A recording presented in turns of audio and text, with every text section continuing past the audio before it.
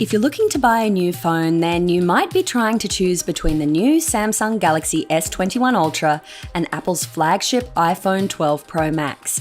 Let's break down the specs and put these two top-of-the-line phones head to head.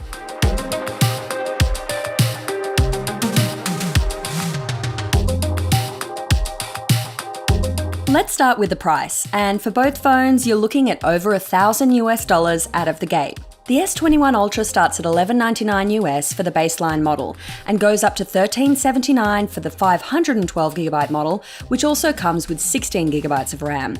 But unlike previous Galaxy phones, there's no SD card slot on any of the new S21 models, so no expandable storage.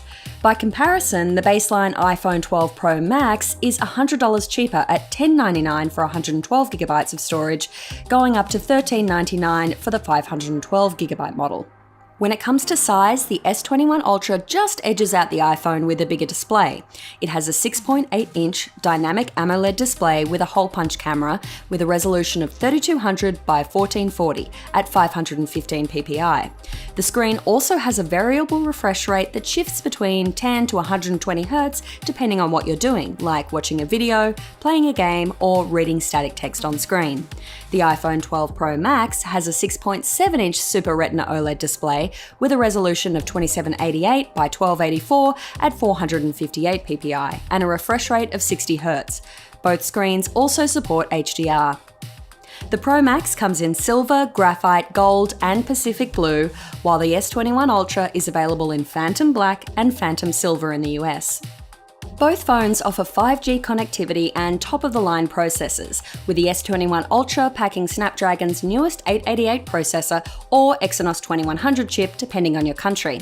The iPhone Pro Max uses Apple's latest A14 Bionic chip.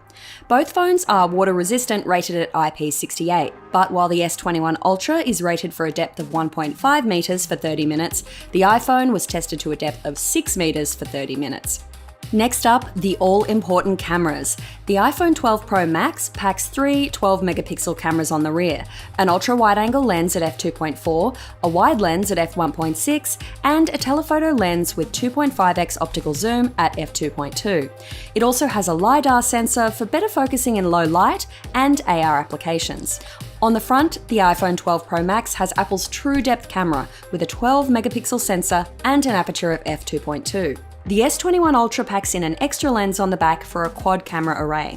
There's a 12-megapixel ultra-wide-angle lens at f2.2, a 108-megapixel wide-angle lens at f1.8, and two 10-megapixel telephoto lenses, one with a 3x optical zoom at f2.4 and a second with 10x optical zoom at f4.9.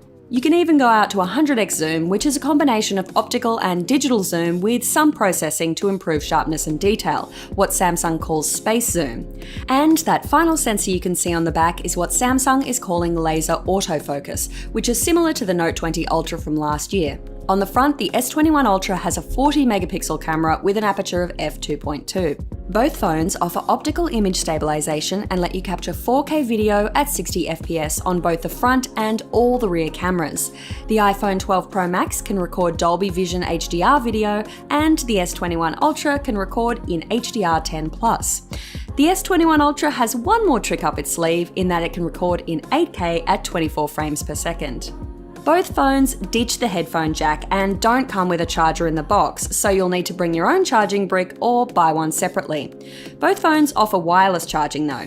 Apple has touted its MagSafe accessories that work with wireless charging on the Pro Max, while Samsung also offers reverse charging for accessories. In terms of security, the iPhone uses Face ID, while the S21 Ultra unlocks with face recognition or using the fingerprint reader under the screen.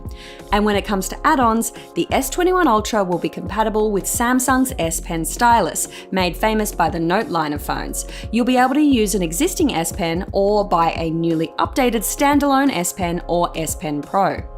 As for battery life, Apple doesn't disclose battery capacity, but from unofficial teardowns, it's believed to be 3,687 mAh, and in CNET's latest test, it lasted 19 hours and 52 minutes. The S21 Ultra has a 5,000 mAh battery, but stay tuned for the real-world battery drain test when we get our hands on the phone. So beyond deciding whether you prefer Android or iOS, there are a lot of neat features to weigh up on these two premium phones. And remember, these are just the specs on paper. Be sure to check out our full reviews to see how these phones perform in the real world and help decide which one is right for you.